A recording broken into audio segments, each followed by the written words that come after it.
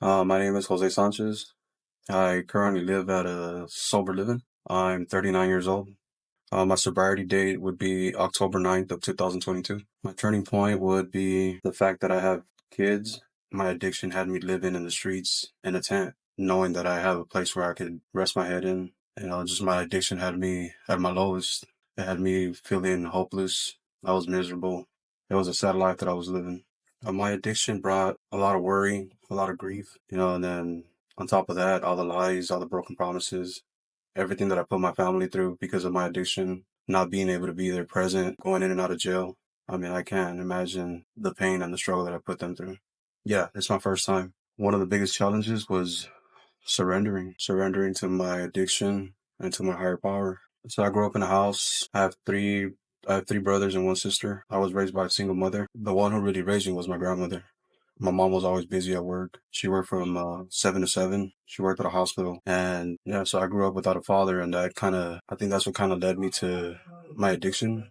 Well, I use that as an excuse. And as I was growing up, I started realizing that the only one that I was affecting was myself and the people around me, which was my family. And it wasn't my dad's fault that he wasn't there. I was the only one of my mom's kids that went on a bad road. And if I knew how to cope with that, if I would have stood closer to my family and used their support for me to stay sober, I don't think I would be in the situation that I'm in right now.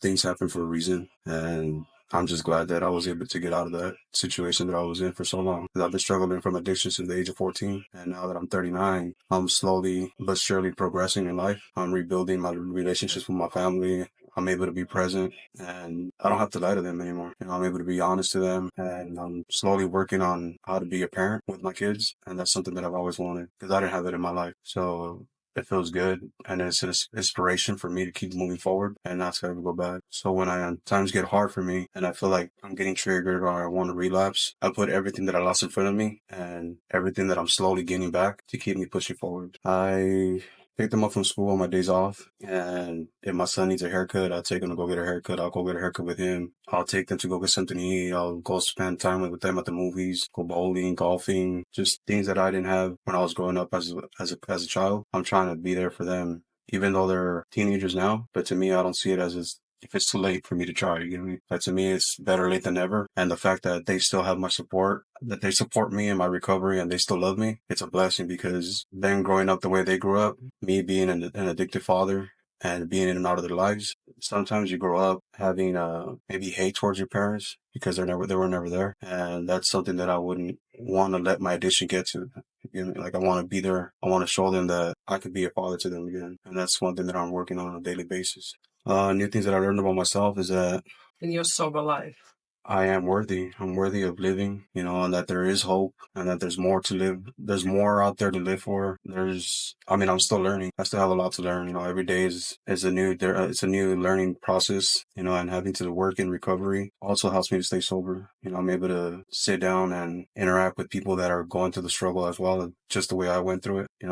It gives me peace in mind knowing that I can help them out in whichever way I can. And I learned to be humble. I learned to be honest, and I'm learning to be responsible. It's one thing that I lacked in for many years. My advice would be that no matter where you're at, no matter what you're going through, there's hope, but the only way to get out of that is for them to be willing to want to change. There's always going to be people that can give you positive advice and tell you what you can do to get out of the situation that you're in, but it ain't going to get better unless you yourself take that next step into wanting to surrender and wanting to change and wanting to stop using and going into treatment. Once you go into treatment, you learn a lot. You learn how to struggle with certain situations that life brings you, whether if it's death, relapse with close friends or loved ones. I've learned to maintain and stay grounded so that I don't have to go back to the same situation that I used to be in when I was living in the streets in a tent, being hopeless. There's more to it than to be getting high on a daily basis.